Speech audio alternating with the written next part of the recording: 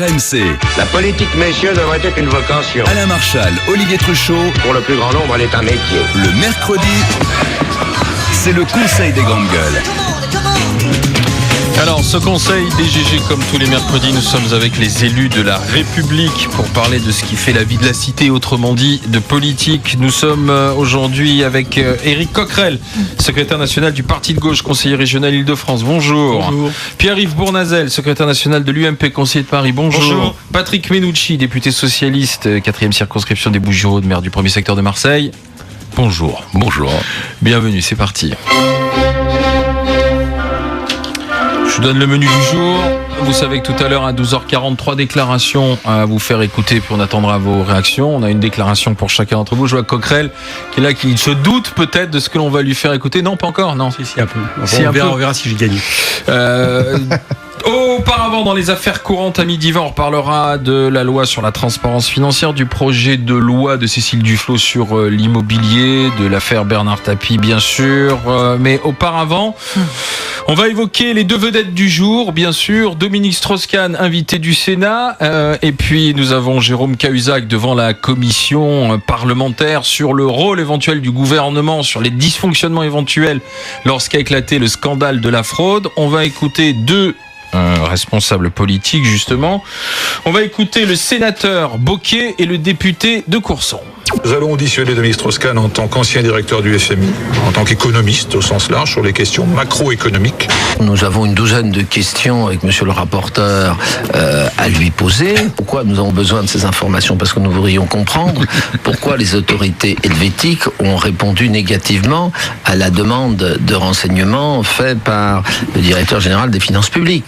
C'est une drôle de journée quand même pour le Parti Socialiste aujourd'hui au Parlement. Donc on a un peu la face noire du PS qui sera en pleine lumière. À la fois Jérôme Cahuzac devant cette commission à l'Assemblée nationale pour s'expliquer sur le rôle de l'État et du gouvernement entre décembre et avril, lorsqu'on a commencé à savoir ce qu'il avait fait, c'est-à-dire planquer une partie de son argent en Suisse.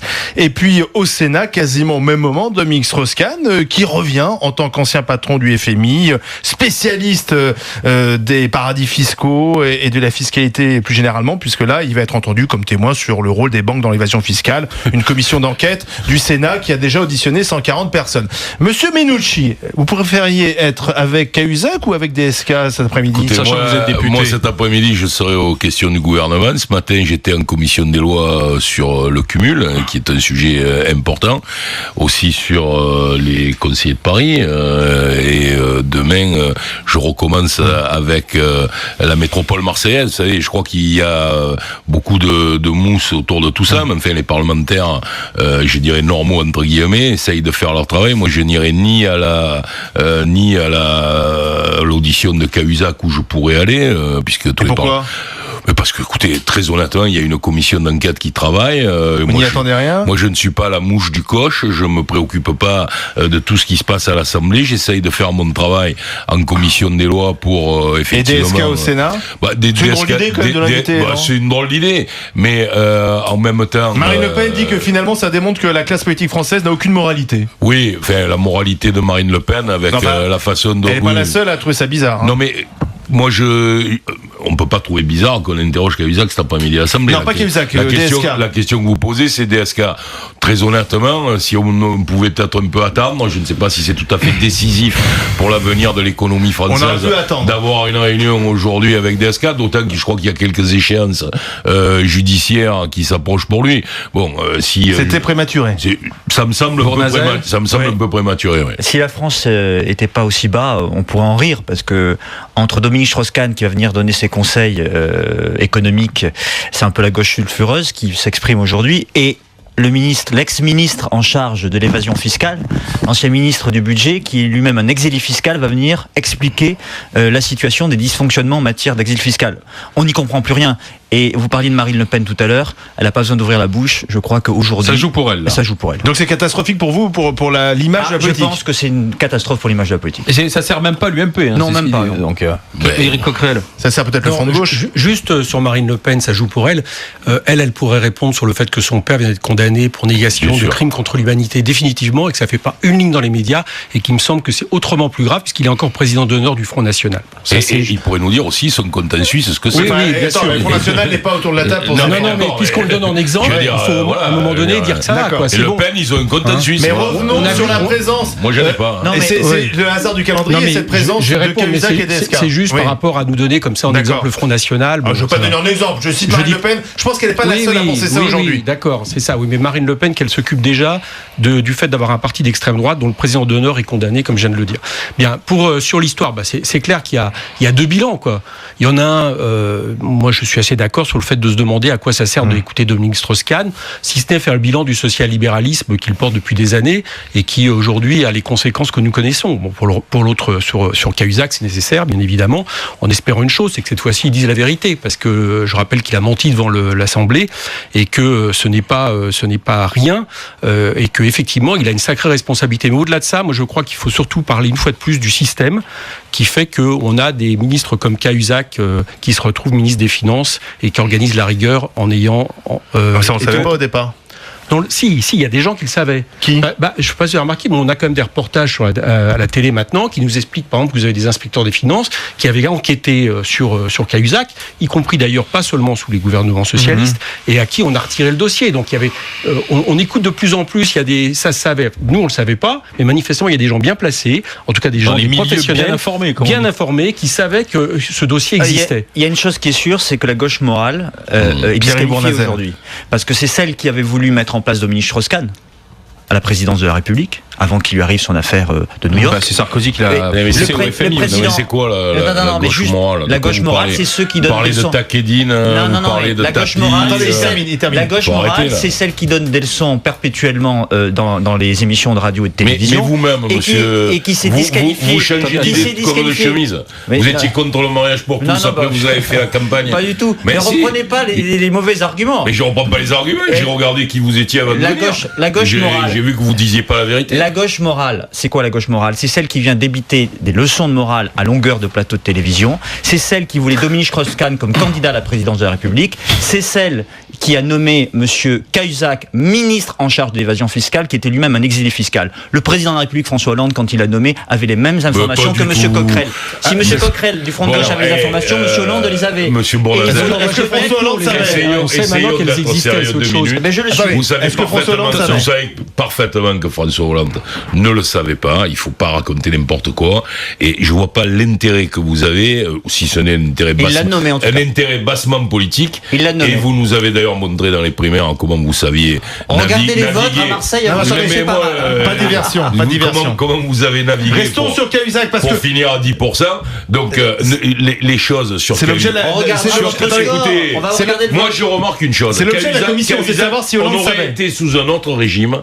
Cahuzac, il serait toujours protégé. La vérité, c'est que quand le gouvernement Pardon, a mais dans compris, toutes monsieur, les s'il vous plaît. démocraties, dans toutes les démocraties, Oui, il aurait été viré depuis Mais longtemps. regardez, ça Dans fait toutes les 15 démocraties ans au que monde. Takedine, il a donné 6 dans millions beaucoup d'euros de à démocraties. votre parti, on l'apprend aujourd'hui. Je m'excuse, Cahuzac, dès qu'on a pu savoir, soupçonner ce qu'il avait fait, il a démissionné du gouvernement, il a été mis en examen, Dans il d'autres est traité comme un délinquant aujourd'hui. Citez-moi des ministres sous le gaullisme ou sous la Ve République qui aient subi ce sort. La vérité, Monsieur Carignon, la Monsieur Carignon vérité, et monsieur- vérité, c'est que François Hollande, Monsieur Carignon, Monsieur Roussin. François Hollande est quelqu'un qui Révisez votre fait 5e République, appliquer, hein. quelqu'un qui fait appliquer la loi, que vous soyez Et puissant Coquerel. ou misérable. Non, mais- La vérité, c'est ça. Ouais. Que la droite On va n'ait pas voir. que la droite n'ait pas de leçon à donner. On va voir comment évolue l'affaire Tapi Lagarde et Enco. c'est un Maintenant, radical de gauche, pour hein. autant, par rapport Oui, à ce c'est que ça. dit- Il a pour autant, soutenu- pour autant, Éric par rapport Coquerel. à ce que dit Patrick Menucci, c'est pas suffisant. C'est pas satisfaisant d'entendre que là, Cahuzac, on va voir ce qui va se passer d'ailleurs, va éventuellement être condamné. Et le problème, c'est de savoir pourquoi ces gens-là sont à cette place, pourquoi on a un ministre, qu'il soit de droite ou soit de gauche, mais en tout cas qui défend le libéralisme, défend l'austérité, qui se permet de donner de leçons aux Français et qui est accusé aujourd'hui de blanchiment et de fraude fiscale. Nous, ce qu'on met en question, c'est la Ve République, parce qu'on pense que ce lien incestueux entre l'argent, les affaires publiques, le fait d'avoir une espèce de monarchie républicaine quinquennale qui conditionne toute la vie politique, qui renvoie ça au désirata et au souhait de quelques hommes, c'est mauvais. Je rappelle que si aujourd'hui Cahuzac, on soupçonne que Cahuzac ait eu autant d'argent d'argent à blanchir, c'est en lien avec ce qu'il a fait au niveau du cabinet Evin, c'est-à-dire des rapports avec les laboratoires pharmaceutiques. Ce n'est plus possible. Alors, il faut couper ce lien, et donc il faut absolument... Sauf que c'est quand même pas les institutions qui sont responsables de ça, c'est les hommes. Non, c'est pas les institutions. Parce que quand vous donnez autant de pouvoir sans aucun contrôle populaire à des hommes, il y aura toujours des gens qui trichent. Non, nous, par exemple, quelles que soient les lois. Oui, mais nous, on propose par exemple une chose simple, on propose un référendum révocatoire. Voilà. C'est-à-dire que quand, à un moment donné, il y a plusieurs pays au monde, y compris les États-Unis d'ailleurs, qui pratiquent ce genre de référendum. Pour révoquer, il y a les élections. Non, ça s'appelle un impeachment, sauf que non, on s'aperçoit que Cahuzac a failli se présenter. Non, ils sont pas forcément réélus. On s'aperçoit que Cahuzac a failli se présenter. Ceux qui ont été condamnés, qui ont été empêchés. Donc nous, on dit que la meilleure manière de faire, c'est de faire en sorte que les électeurs puissent, à travers une pétition, revoter par rapport à quelqu'un qui n'applique pas son mandat ou qui mais ils auraient pu le réélire quand même. Ce matin, Jérôme Cahuzac disait « J'en ai marre d'être le bouc émissaire idéal de toutes les turpitudes politiques. Ce n'est pas moi qui ai fait perdre le PS 8 fois de suite dans les partiels, et ce n'est pas moi qui est responsable anti-Front National. » Il en a un peu marre, il a le dos très large, Cahuzac. Cahuzac, il essaye de se défendre, il peut dire ce qu'il veut. Ce qu'il a fait, c'est innommable. Dans l'acte qu'il a conduit à avoir... À Villeneuve, le PS est éliminé uniquement à cause de Cahuzac ? Non, pas du tout. Mais moi, je crois pas ça. Mais moi, je dirais pas que c'est la faute de Cahuzac, les 8 élections, etc. C'est la faute de Cahuzac. Il y a une situation politique, il y a une difficulté politique. Est-ce qu'il y a un rejet de la politique de François Hollande ? Ça serait trop facile. Est-ce qu'il y a un rejet de la politique de François Hollande ? Il y a une situation aujourd'hui qui, pour nous, est difficile et qui est encore plus difficile à cause de ce genre d'individu. Mais que cet individu-là vienne se défendre, au fond, à partir du moment où on est mis en cause devant la justice, c'est normal qu'on se défende. Mais que on en fasse la vérité, c'est un peu extraordinaire, parce que Cahuzac qui dit je suis le bouc émissaire, personne ne l'a obligé à avoir des comptes en Suisse, et surtout personne ne l'a obligé, en tenant le micro à deux mains, à venir à l'Assemblée nationale, en regardant chaque député dans les yeux et en leur disant j'y suis pour rien. Je veux dire, aujourd'hui il faut quand même qu'il assume ça. On aimerait qu'il se taise d'ailleurs, Cahuzac. Là, il a parlé aujourd'hui. Et qu'il puisse faire son travail de défense, on respecte son travail. Vous voulez qu'il se taise et vous avez demandé une commission d'enquête pour qu'il vienne parler. Il faut savoir ce que vous voulez. Qu'il se taise publiquement et qu'il évite des commentaires politiques, c'est-à-dire de commenter la vie politique française, et qu'il s'occupe de son affaire, qu'il puisse se défendre comme n'importe quel citoyen, et que la justice fasse son travail, et clairement son travail. Vous avez dit, monsieur Menucci, tout à l'heure, il n'y a pas eu de ministres de droite qui ont démissionné. Il y a des ministres qui ont été démissionnés sous le gouvernement Balladur. Il y a eu monsieur Roussin, monsieur Carignan. Il faut revoir votre il faut surtout voir combien de temps ça a duré. Non, ça n'a pas duré longtemps. Ça a duré quelques semaines. Non. En revanche, Cahuzac, ça a duré 2 jours. Mais Cahuzac, on ne sait toujours pas, désolé d'insister, mais on ne sait toujours pas si le président de la République et le Premier ministre ne savaient pas. Ce matin, c'est l'objet de la commission. Ce matin, Gilles Carrez, qui est le président de la commission des finances à l'Assemblée nationale, qui est UMP, dit douter de l'intérêt finalement de la commission d'enquête. C'est ce qu'il dit. C'est l'UMP qui l'a demandé. C'est ce qu'il dit. Quand il y a une affaire sous main de justice. Voilà. Là, il y a une affaire, l'affaire Cahuzac, il y a un juge d'instruction. Oui, il faut bien comprendre que ça pose un problème. D'ailleurs, j'avais demandé une commission d'enquête dans la session Ersan Tapi du groupe. Le garde des Sceaux a écrit à l'Assemblée nationale pour indiquer que cette session faisait l'objet d'une enquête préliminaire. Et nous avons dit, à partir du moment où il y a une enquête préliminaire... Donc ça sert à rien, cette commission d'enquête. Il faut faire attention, parce qu'il y a la séparation des pouvoirs, et je crois qu'il faut être prudent. Et moi-même, j'ai dit, à partir du moment où il y a une enquête préliminaire, je ne me vois pas interroger les mêmes personnes. Sauf que là, c'est pas tout à fait la même chose. On va rappeler l'objet de la commission. C'est pas de savoir comment Jérôme Cahuzac a amassé une fortune qu'il a placée en Suisse, c'est de savoir si François Hollande, entre décembre et avril, a mis en sorte les services de l'État au service d'une protection de Jérôme Cahuzac. C'est ça l'objet, donc c'est plutôt politique. Pourquoi entre décembre et avril entre décembre et décembre. Non, entre décembre et avril, au moment où on sait, et au moment où il s'en va en mars. Non, mais moi je trouve qu'il faudrait peut-être faire cette commission d'enquête, mais y compris l'étendre sous Sarkozy, parce que je le répète, par exemple, l'inspecteur des finances qui aujourd'hui dit qu'on lui a retiré le dossier, c'était pas sous un gouvernement de socialiste. Donc il faut effectivement, je suis pour qu'on ait cette commission d'enquête. Je rappelle quand même que sans Mediapart, aujourd'hui peut-être que Cahuzac serait encore ministre. C'est ça la réalité. Et que Mediapart a été pointé comme le coupable dans cette affaire, alors qu'aujourd'hui on se réjouit quand même tous, enfin j'espère, on essaye d'avoir enfin la vérité. 12h20, dans un instant les affaires courantes. Éric Brunet est avec nous à 13h. C'est carrément Brunet avec au programme aujourd'hui, mon cher Éric. Bonjour. Bonjour. Moi, j'ai une commission que j'adore. C'est pas la même que la vôtre. C'est la commission européenne. Je trouve qu'aujourd'hui, tous les politiques se défaussent en disant les technostructures Bruxelles. bruxelloise. Tous les maux de la France, c'est à cause des fonctionnaires de Bruxelles. Je trouve ça mais proprement dégueulasse. Tu vas défendre les fonctionnaires de Bruxelles. Heureusement qu'il y a Barroso. Heureusement qu'il y a quelqu'un qui s'appelle Olli Rehn, qui a chaque semaine au téléphone François Hollande. Olli Rehn, qui est commissaire européen aux affaires économiques, un Finlandais, et qui est un type extraordinaire. Et le peu de réformes qu'engage François Hollande, c'est des réformes qui sont voulues par des militants réformateurs incroyables, opiniâtres, qui sont en ce moment à Bruxelles et sur lesquels on aime chier à longueur de journée. Une petite phrase. Et que personne ne connaît quand même. Hein. Oui, non, mais bien sûr, on les connaît pas. Olli Rehn, ce fameux commissaire européen, il parle de la schizophrénie française. Juste 2 lignes. Je suis stupéfait par la manière dont la France insiste un jour sur la nécessité d'une gouvernance économique de la zone euro et l'autre jour critique la Commission pour ses recommandations. La schizophrénie française. Vive la Commission européenne. Vous en parlez avec Eric tout à l'heure au 32-16 à partir de 13h dans un instant. Nous on revient avec Patrick Menucci, Eric Coquerel et Pierre-Yves Bournazel sur les affaires courantes dans le Conseil des GG. S'il vous plaît. RMC, le Conseil des grandes gueules. Il y a des patrons de gauche. Je tiens à vous l'apprendre. Les affaires courantes. Qu'est-ce qu'on a de beau dans les affaires courantes? On a tapis la transparence. De beau, pas grand-chose. Hein. L'immobilier, si quand même. Le vote des députés sur la loi sur la transparence publique, c'est plutôt une bonne chose, ça. En tout cas, ça a été voté. Alors, c'est étonnant et on va peut-être se tourner vers Pierre-Yves Bournazel parce que l'UMP a voté contre, à l'exception de 6 députés et notamment Wauquiez et Lionel Tardy, qui ont d'ailleurs fait une tribune dans Le Monde pour dire que c'était peut-être pas le projet idéal, mais c'était un progrès, notamment la haute autorité qui va contrôler le patrimoine des élus. Il y a également des choses pour limiter les conflits d'intérêts. Et moi, je voudrais comprendre pourquoi l'UMP n'a pas saisi cette occasion pour faire avancer la transparence. Parce qu'encore une fois, non mais chaque député est libre. Chacun vote en sa conscience. Oui, enfin, Jacob avait écrit la veille en disant ça serait bien de ne pas voter la majorité des députés UMP ont voté contre, une partie a voté pour et certains sont même abstenus. Chacun est libre. Moi, ce que je veux dire, c'est que je ne suis pas contre une avancée sur la transparence. Je l'ai dit moi-même dans la campagne primaire, donc j'ai pas changé d'avis, cher Patrick Menucci. Mais il y a une chose, c'est qu'il y a encore un décalage entre ce que Hollande avait promis et ce qu'il fait.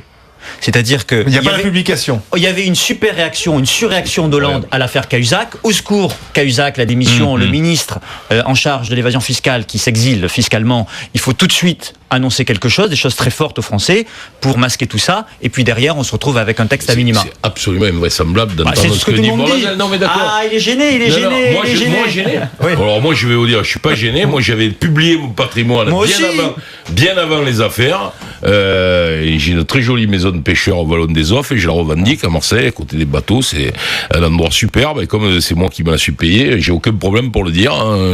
Pourquoi il y a un décalage? Sauf Patrick, permettez-moi, c'est très bien de dire que vous avez une maison de pêcheurs, mais Cahuzac aussi il avait dit s'il avait. Le problème, c'est de vérifier déjà si vous avez tout déclaré et vérifier s'il n'y a pas d'argent de côté. Simplement, ce que je comprends pas très bien, ou plutôt que je comprends parce qu'il fait de la politique, Bournazel, c'est que François Hollande fait une proposition. Non mais François Hollande, oui, mais moi je dis la vérité. François Hollande. Il est gonflé, Menucci, il est gonflé. François Hollande, non, pas du tout, vous allez voir. François Hollande fait une proposition. La proposition va à l'Assemblée nationale. Elle est dézinguée par la droite, qui d'ailleurs on voit. Par Barthelone. Il y a beaucoup de gens qui voudraient, et par un certain nombre de mes amis. Et je trouve qu'ils ont eu tort. Parce que moi, je trouve qu'aujourd'hui, la loi qu'on a votée, d'abord, on l'a votée assez largement. J'étais surpris, moi, du vote. Il y a un vote large. Il y a presque 100 voix de majorité, ce qu'on n'a pas normalement. Et puis, il y a des avancées très sérieuses. Ça veut dire qu'on peut connaître le patrimoine des gens. Mais simplement, je trouve qu'on a mis un peu... Je veux dire, moi, ça me dérangeait pas que ça se trouve sur des sites internet, sur le journal officiel. Et je trouve que d'avoir mis ce système où il faut aller à la préfecture, ça donne le sentiment que, ben voilà, vous pouvez le faire, mais enfin, c'est dans certaines conditions. Donc, je trouve que c'est dommage. Et là, par exemple, moi, je critique mon parti là-dessus, et mon groupe, parce que c'est plutôt le groupe là qu'il faut critiquer que le président de la République, c'est que on n'assume pas ces choses-là, et on a trouvé une méthode qui est intéressante pour la transparence, mais qui n'est effectivement pas, comme l'a dit Bournazel, ce qu'avait proposé François Hollande, qui me paraissait bien mieux. Finalement, vous rejoignez qui me paraissait bien Menucci et Bournazel. Non, mais sauf que c'est pas la responsabilité du président de la République. Il y a un parlement dans ce pays. Il y en a un qui est pas transparent, c'est Menucci, je trouve. Non, c'est vrai, tu t'imposes bien. Non, mais sérieux, c'est des mesurettes, quoi. Franchement. Ça mesurait. Alors attendez, vous auriez souhaité quoi, Eric Coquerel ? Par exemple, on nous parle d'une haute autorité indépendante. Il y a déjà une commission, il faut le savoir. Elle va la remplacer, cette haute autorité. Oui, mais il y a déjà une commission, elle existe déjà. Attends, parce que moi j'écoute avec plaisir ton accent marseillais, donc tu vas écouter mon accent parisien. Ne fais pas de racisme, s'il te plaît. Ah non, au contraire, c'est pour écouter son accent de Titi parisien. Tu sais combien, pour qu'on se voit souvent chez toi, tu sais combien c'est pas le cas. Non, deuxièmement, au niveau de la publication là aussi, tous les élus sont déjà obligés de déclarer leur patrimoine. Donc tout ça, alors déjà il y a une première chose, c'est que ça jette une espèce de méfiance sur absolument tous les élus. On a l'impression qu'on va révolutionner les choses. Bon, nous on dit que si on va aller jusque là, il faut le faire sur par exemple toutes les professions qui ont du pouvoir. Pourquoi pas les journalistes ? C'est assez intéressant de savoir à un moment donné si les journalistes, par exemple, on écoute. Non, mais c'est pas ça. Mais on écoute un journaliste nous donner des conseils économiques. C'est intéressant de savoir si effectivement. S'il travaille pour une boîte. Bah oui, bien sûr. Il travaille pour sa boîte déjà. Oui, mais c'est le genre de choses. Donc moi je me méfie de ça, surtout que je vous le dis encore, c'est les coups d'épée dans l'eau. Si on veut ne pas faire des coups d'épée dans l'eau, il y a deux choses. Si on veut par exemple vraiment toucher la fraude fiscale, qu'on embauche du personnel qui soit capable de le faire au lieu de diminuer les personnels des ministères en question. Si on veut vraiment rendre transparent la vie publique, eh bien, je vous l'ai dit, qu'on institue par exemple, dans le cadre d'une 6e République, un référendum révocatoire, que les élus, le peuple, puissent toujours intervenir sur ce qu'ils estiment ne pas être correct de la part d'un élu. Les conseillers régionaux et les conseillers municipaux, vous allez devoir... Moi, je l'ai déjà fait. Les vice-présidents, c'est déjà le cas. Montrer la transparence, vous aussi, Eric Coquerel. Oui, mais ça, c'est pas un problème. Les adjoints au maire, je l'ai déjà fait. On peut le faire.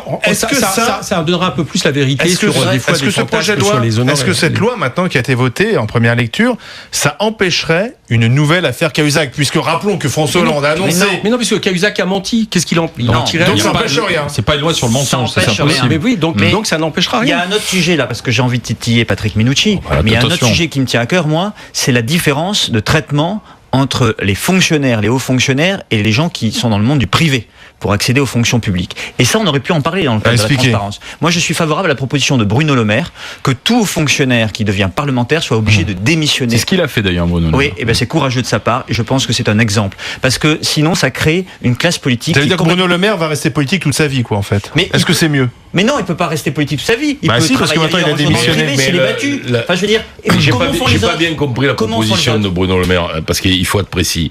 Quand on dit haut fonctionnaire, ça veut dire quoi ? On parle de qui ? On parle de quelqu'un qui a fait l'ENA. C'est les catégories A+. C'est-à-dire catégorie A+. A+ de la fonction publique. Enfin, vous avez des catégories A+, où honnêtement, dans les mairies, il y en a plein. On peut pas appeler ça des hauts fonctionnaires, parce qu'il n'a pas été clair, Bruno Le Maire, dans sa position. Soit il parle de gens qui sont à la Cour des comptes, qui sont les hauts fonctionnaires, voilà, des hauts fonctionnaires, et je comprends parfaitement ce qu'il dit, je suis plutôt d'accord avec lui. S'il parle de fonctionnaires en général, et vous parlez de catégorie A, moi j'ai dans ma mairie des catégories A, je connais leur salaire, très honnêtement, ils ne se considèrent pas comme hauts fonctionnaires. Commençons par la catégorie A+. Moi, je pense plutôt à ceux qui sont au Conseil d'État. Moi j'avais compris Conseil d'État, etc. Si vous leur ramenez à... Ceux qui ont le temps de faire une campagne électorale, souvent, puisqu'ils peuvent prendre plus facilement, qui sont élus, et ensuite ils sont battus, ils retrouvent leur corps d'origine. D'accord avec ça ? N'importe qui, un ouvrier, un médecin, un avocat, lui ne pourrait pas. beaucoup d'ouvriers à l'Assemblée. Le vrai problème aussi, c'est que par exemple, vous êtes salarié dans le privé, vous ne pouvez pas faire de politique, il faut le dire clairement.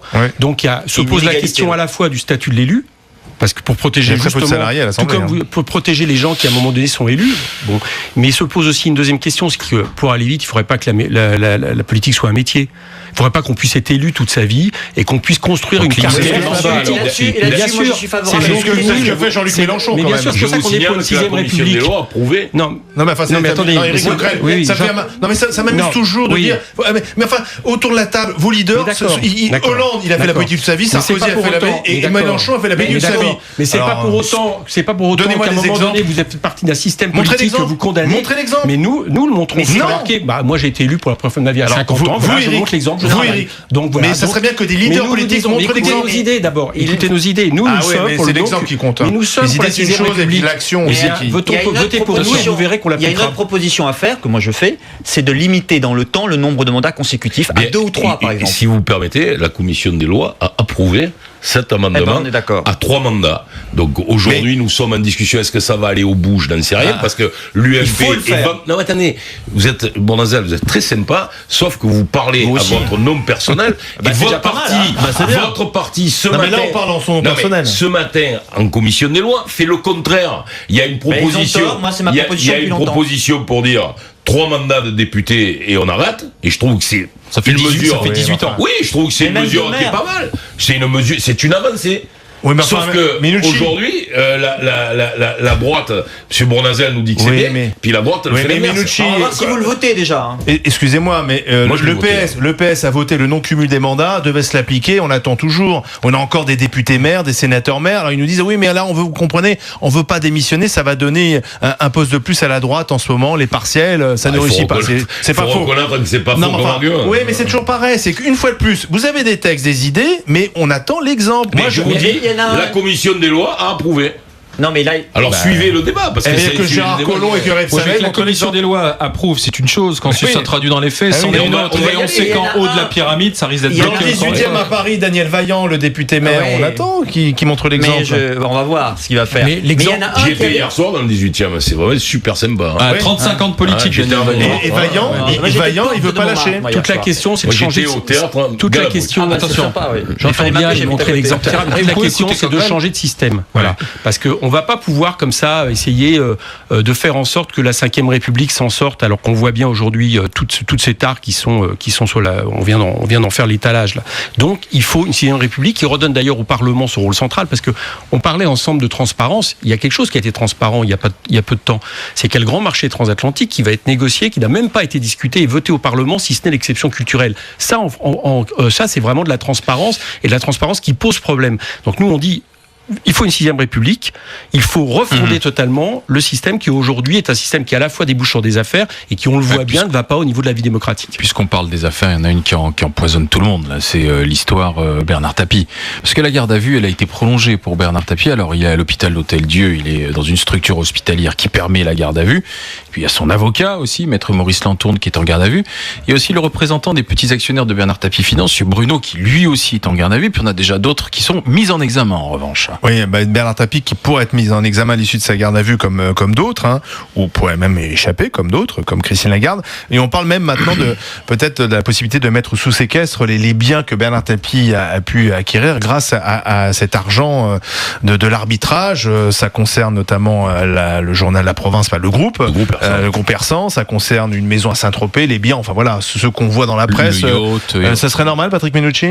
Écoutez, moi je vais pas... D'abord, je crois avoir dit suffisamment de choses et clairement sur le moment où Bernard Tapie fait une transaction avec Philippe Persan, qui est pas tout blanc non plus, je vous le dis, dans ces affaires-là, mais c'est un autre problème, notamment dans le pillage de Nice Matin et de la Provence, en faisant remonter la totalité des sommes à ces holdings suisses et en mettant les journaux dans des situations, et les salariés de ces journaux dans des situations difficiles aujourd'hui. Maintenant, on sait qu'il y a à peu près 10 millions d'euros l'année dernière qui ont été gagnés par la Provence et qui sont partis en Suisse. C'est pas pourquoi faire. Peut-être pour une Golf, pour j'en sais rien, mais ça c'est quand même un problème. Pour l'entreprise Ersan dans le sud de la France. Donc moi j'ai été assez clair, je me suis prononcé, je m'en suis pris. Franchement, j'ai eu beaucoup de difficultés à Marseille avec cette affaire-là, parce que Bernard Tapie avait toujours l'idée que c'était le gars qui avait gagné la Coupe d'Europe, et quand tu dis oh là là, tu affrontes Bernard Tapie. J'ai même vu des hommes politiques marseillais disent mais moi je voudrais bien avoir Bernard Tapie sur ma liste, Renaud Muselier, qui était là tout à l'heure. Il n'est pas là pour répondre. Non, mais il n'est pas là, mais il l'a dit. Ou la sénatrice Samia Ghali, qui l'a dit également. Donc voilà. Et la primaire est lancée. Mais moi, il n'y a pas de problème. Quand on dit des choses, on peut les répéter. Moi, j'ai pas vraiment de commentaires à faire sur les gardes à vue ou les choses comme ça. J'ai dit ce que je savais au mois de janvier. Voilà, et je vous prie de constater que ce que j'ai dit, c'est en train de se passer. Alors, 2 mots, Bournazel. Moi, je vais dire juste une chose. 1, le respect de l'indépendance de la justice qui doit pouvoir faire son travail jusqu'au bout. pour qu'il y ait la vérité qui éclate. Elle avance. Hein. Oui, mais qu'elle avance. 2, le respect de la présomption d'innocence. Garde à vue ou mise en examen ne veut pas dire coupable. Il y a eu beaucoup dans ce pays de gens mis en garde à vue ou mis en examen qui ont été innocentés. Donc la justice fasse son travail et qu'on évite trop de polémiquer dessus parce qu'on fait monter le Front National. Le prochain, ça pourrait être Claude Guéant. Hein. C'est quand on regarde la liste des personnes qui sont même au cœur de cette pour affaire. Tout le monde, indépendance de la justice, qu'elle fasse son travail et sereinement jusqu'au bout et respect de la présomption d'innocence. Éric Coquerel. Oui, bah ça c'est clair, il y a toujours la présomption d'innocence. Mais enfin, on écoute, on a des informations et tout. Donc on a hâte de savoir un petit peu ce qui a permis éventuellement à Bernard Tapie. Et vous êtes sûr qu'on ira jusqu'au bout là ? Bah, écoutez, j'espère. Moi, je crois en la justice de mon pays, donc on va bien voir. Bon, c'est vrai que Bernard Tapie est quand même un rescapé des affaires depuis maintenant plusieurs décennies. Donc on peut se dire que il a rebondi quand même de manière extraordinaire. Mais c'est aussi le symbole, je trouve, vous savez, ce moment où dans les années 80, l'argent est devenu roi et puis le laisser aller, laisser faire, on pouvait se croire tout permis. Il était ministre de gouvernement, il était ministre de François Mitterrand. Mais d'une manière générale, Éric Coquerel, au-delà de l'affaire Tapie, des cas particuliers, il y a quand même un drôle de climat. C'est-à-dire que tous les jours, on commande des affaires. Quand c'est pas Tapie, c'est Takedine. Quand c'est pas Takedine, c'est Cahuzac. Quand c'est pas Cahuzac, c'est Karachi. Quand c'est pas Karachi, bon, on passe d'une affaire. Ça donne quand même sans doute la nausée à beaucoup de gens, ou ça même peut-être même les gens maintenant s'en foutent parce que c'est devenu une espèce de truc quotidien, une rubrique quotidienne dans l'actualité. C'est pour ça qu'il faut faire attention, nous, à ne pas jeter de l'huile sur le feu, qu'on soit commentateur ou politique, parce que on ne connaît pas les dossiers. On n'est ni avocat, ni magistrat, ni procureur, on n'a accès à rien et on commande comme ça facilement. Mais en attendant, on crée un climat nauséabond aussi et on fait monter le Front National. Voilà ce qu'on est en train de faire. Donc il faut faire extrêmement gaffe sur cette affaire-là. Ce qui fait monter le Front National, c'est le fait qu'il y ait des affaires. Oui, mais laissons faire la justice et on verra si la justice peut non, mais ce qui fait monter le Front National, la vérité, c'est ça. Mais ce qui est vrai, c'est qu'il y a plus d'affaires. Et ce qui fait monter le Front National, c'est que depuis 20 ans maintenant, on a un système qui s'appelle le néolibéralisme qui estime que, eh bien, en gros, parce que dans les démocraties populaires en Chine, en Cuba, il n'y a pas d'affaires, bien sûr. Pierre-Yves, vous avez remarqué, c'est absolument ce que je suis en train de vous défendre là. Donc arrêtez de caricaturer. Non, mais on peut faire absolument ce qu'on veut. Il y a un marché libre et sans contrainte. On peut contourner les lois. Parce que la justice marche maintenant. On peut à un moment donné être aux limites de l'évasion fiscale en pensant que c'est peut-être pas très grave si tout d'un coup on passe de l'autre côté de la légalité. Et c'est ce système qui est en train de s'écrouler économiquement et à travers les affaires. Et c'est ça qui fait le jeu du Front National. C'est peut-être aussi que maintenant la justice fonctionne et que certains responsables n'ont pas compris que l'impunité c'était terminé. Non, mais dans le libéralisme, il y a aussi la séparation des pouvoirs et la possibilité à la justice de faire son travail dans un autre système. Ce qu'on peut remarquer quand même dans l'affaire Tapie, c'est que sous Nicolas Sarkozy, on a empêché la justice de faire son travail. Allez, à tout de suite pour les déclarations. RMC, 10h-13h, Alain Marchal, Olivier Truchot. La parole est à monsieur le président du Conseil. Le Conseil des grandes gueules. Patrick Menucci, le député socialiste, Éric Coquerel du parti de gauche et qui est conseiller régional Île-de-France, et Pierre-Yves Bournazel de l'UMP, conseiller de Paris. On va vous faire écouter 3 déclarations. 2 minutes par tête de pipe, si je puis dire, pour commenter. Allez, la première déclaration, elle est pour monsieur Menucci. C'est parti. Monsieur Barroso est le carburant du Front National. Voilà la vérité. Il est le carburant de Beppe Grillo. Vrai ou pas? Ou il a dérapé Montebourg? Non, je crois pas qu'Arnaud ait dérapé. Il y a tout à fait une réalité dans ce qu'il dit. Je crois que il est le carburant du Front National. Je l'aurais pas exprimé comme ça parce que je l'aurais pas exprimé comme ça parce que le Front National a beaucoup de carburant. On a parlé des affaires il y a quelques minutes et c'est un carburant. Mais c'est vrai que le sentiment qui est donné par l'Europe de vouloir, en définitive, ce qui n'est pas forcément la vérité d'ailleurs, mais c'est ce qui se passe. Et c'est vrai que les Français peuvent penser à un moment qu'on reçoit des ordres. Barroso, il a été nommé par les chefs d'État européens. De Barroso, oui, mais pas par François Hollande. Par Barroso. François Hollande discute avec lui tous les jours. Oui, mais qu'est-ce que vous voulez qu'il fasse? Il doit. Il n'avait pas signé le traité. Il doit faire. Non, écoutez, le traité, il a été signé. C'était positif. C'est le pompiste, François Hollande. C'est vrai que Olli Rehn, là, qui est le copain de Brunet. Voilà, Olli Rehn, le nouveau copain de Brunet. Le commissaire européen. Bon, voilà, commissaire. Donc moi, je comprends ce que dit Arnaud, et je pense qu'on a intérêt, nous, le Parti Socialiste, dans un mouvement de redressement, parce qu'on peut pas rester comme ça. On doit appeler au rassemblement de la gauche, notamment, et on doit faire quelques éléments dans ce sens pour permettre, si c'est nécessaire, ce rassemblement. La deuxième déclaration, elle est pour l'ami Éric Coquerel. On va écouter le responsable du Front de gauche, bien sûr. Mais moi, quand je voyage, je vais en classe affaires. J'ai passé l'âge d'aller me faire briser le dos à la classe économique, parce qu'ils vous mettent comme des sardines là-dedans. C'est une honte. Le transport aérien, les 3 quarts du temps, c'est extrêmement désagréable.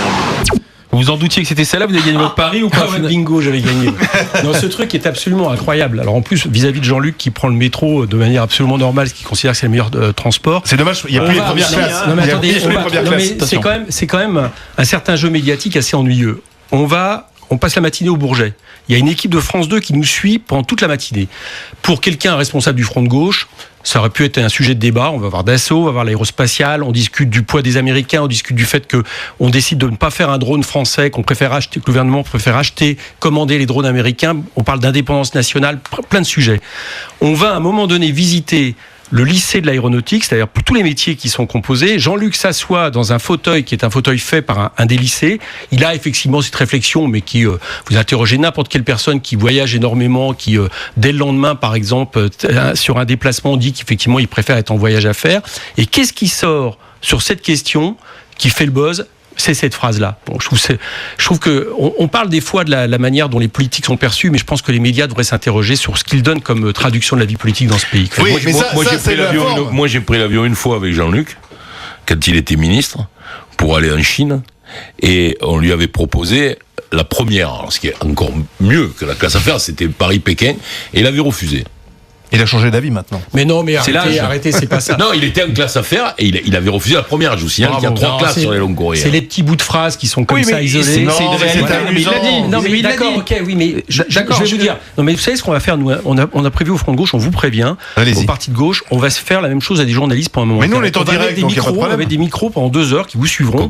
Et puis on coupera des bouts de phrases. Ça me prend nos journalistes, il faut pas. Non, mais franchement. Si tu veux, c'est pas le problème de s'en prendre aux journalistes. Non, mais là, il faut expliquer aux auditeurs que quelque chose qui fait le buzz, dans quoi il s'inscrit, et en même ça temps, nous évite d'avoir un débat intéressant sur la défense nationale. Préfère s'asseoir dans une classe affaires plutôt que dans un fauteuil inconfortable, encore qu'ils ont beaucoup évolué positivement chez Air France. Écoutez votre réaction, on voit bien que ça gêne quand même. Non, mais à plus de 60 ans, c'est pas tout à fait normal. Ce qui me gêne, vous êtes en train de dire on va faire la même chose aux journalistes. Ce qui me gêne, c'est le système médiatique qui balance, qui prend des petits bouts de phrases. On peut pas dire ça pour Mélenchon.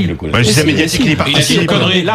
Mais non, il a dit la vérité. Attendez, il a pas dit une connerie. Ah bah non, il voyage en classe affaires. Mais non, mais bien sûr qu'à certains moments, vous faites des longs courriers. Le lendemain matin, vous avez une conférence, par exemple. Mais ça me choque pas en tant que député européen. C'est pas ça qu'on n'assume pas. C'est pas le fait, à un moment donné, de préférer une classe affaires. Ça, tout le monde le dira. Ce que nous n'assumons pas, vous m'écoutez pas. Ce que nous n'assumons pas, ce que nous n'acceptons pas, c'est le fait que est résumé de toute une matinée par des médias qui viennent pendant 2 heures, à qui on ouvre la possibilité d'écouter des choses qui sont intéressantes. Il le sait que ça fonctionne comme ça.